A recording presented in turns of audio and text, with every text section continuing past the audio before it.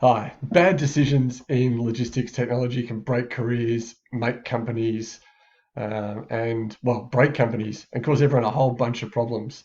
Good decision, on the other hand, can make you look like an absolute legend.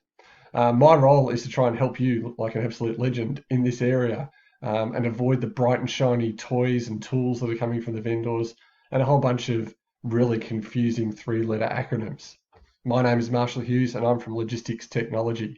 I've got a 25-year background in freight, logistics and technology, including software, hardware decisions, helping transport companies, freight brokers and senders of freight make good decisions around which technology to deploy.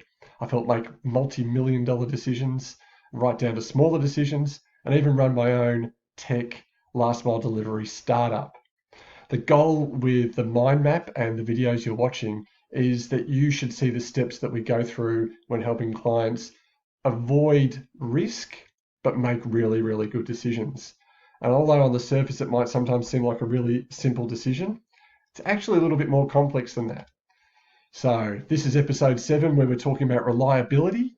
If you haven't seen the first 6 episodes, it might be worth checking out either before or after this one, at least the first one, to put all this in context.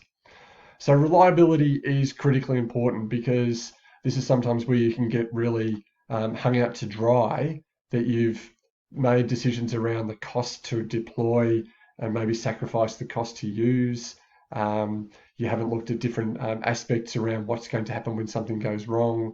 Are you reliant too heavily on one part of technology that you shouldn't have been? Hardware and software are slightly different. So in this one, I'm going to talk about hardware first and then jump to software. If you're not looking to deploy hardware or not looking to deploy software, bear with it for a couple of minutes because the concept that we're looking at here is really one about there's no actual rush usually to deploy these things. No matter what the salesperson tells you, you should have a few days at least to consciously go through the steps and just make sure that you and your team have identified all the stages. So let's start with hardware. First thing you have to know is moving parts. That's where stuff's going to break. So if I'm talking to anyone in transport, you guys understand this already. That when nothing moves, nothing breaks. So this is when we're looking at some solid state things. For example, a drive that doesn't spin versus a drive that does spin. The drive that doesn't spin or does spin might fail before the one that doesn't. So moving parts is something to really be aware of when you're talking about warranty and longevity. What are you actually going to do with this device? How many times is this key going to get punched? How is it tested to ensure that it'll be able to handle one of your drivers? Next thing to look at is the tech stack. How robust did they build it? What have they depended upon to make it happen? An example might be if you're looking more at a car sort of thing, is what's the transmission? Where do they get it from? So when we're looking at technology from a hardware point of view, what did they use to build this? If something goes wrong, how easy will it be to fix? Leads straight into spare parts. When something breaks, because stuff always breaks, how easy is it to get these spare parts in my local market? In this case, Australia, but also in your local market. One thing we've learned through COVID-19 is the global supply chain is a little bit of a myth. And while it is always possible to get things from one country to another, the time and the cost involved in that isn't always acceptable in business. So really need to look at when something breaks, what should happen with the spare parts? Should we be holding our own supply of spare parts at various sites just to ensure that when something breaks, we can fix it pretty quickly? And you've got to remember that we're dealing in a person industry. So no matter how bulletproof a technology might be, or the hardware is hardened to military standards or whatever else, challenge accepted by our industry, we'll try and break it anyway. The other thing with hardware is what else will it work with? If you've got a diverse fleet, will this piece of hardware work with everything in your fleet? If you've got different warehouses, if you've bought companies, if there's a whole bunch of different things coming together, will it work? On a global scale, if you're operating in more than one market, can you plug the thing in every single country? Or are you going to have to look at the electricity uses and whatever else? So it's got to be able to work within your organization, and it may also have to work outside your organization. Is it going to have to work with subcontractors or with suppliers or with customers as well? So what's the flexibility on it? well, some of us are old enough to remember VHS and Beta. Beta was great technology. No one else used it. So if you're a company that went all Beta, then you'd be in trouble. You really need to be on VHS, even though some may argue it was inferior technology at the time. That's the sort of thing you need to be looking at with all technology, because we don't exist in a vacuum. We exist in a supply chain, and there's always going to be other people to talk to. I guess closely related to this is we need to know about the warranty. Um, we don't want this to be a concrete warranty where as soon as you're off the concrete, the warranty expires. You're really looking now realistically at no less than 3-year warranty on the stuff that you're going to deploy in this area. And if a vendor struggles with a 3-year warranty, we should be really closely looking at whether or not that's technology we want to deploy in our business. Because 3 years isn't that long, and 1 year isn't very long at all. So 3 years. Now, when you're looking at warranties, there is a whole bunch of different ways that they can be done. This can get quite confusing. And in my opinion, confusion around warranties is deliberate to encourage you to either spend way too much on a warranty you won't use, or to not get the warranty at all, because there's actually a saving to the vendor if you never use their warranty. Broadly speaking, you're looking at some warranties are back to base, where you've got to send the device in to the vendor to get it fixed. Major issues around that in just the time taken to do that, the cost involved in doing that. If the item is already broken and you send it, what's the insurance, what's the warranty even on the shipment of that? There's an on-site warranty, so the vendor will come out to you. Now, sometimes depending on the size of your deployment, this is the only option there's going to be, because you actually can't remove the thing. But then there's going to be issues around cost for the on-site. If you've got to take a system offline to be serviced, but you can only get the warranty guy to come out when you're closed. What's the costs around getting someone to come out at midnight and whatever else? All this should be spelled out in plain English, but we've got to ask the question.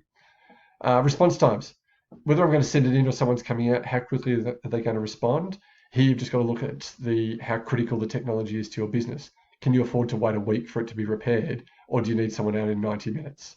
Again, the quicker the response time, the more you're going to have to pay at some stage, whether it's upfront in a warranty or when something happens.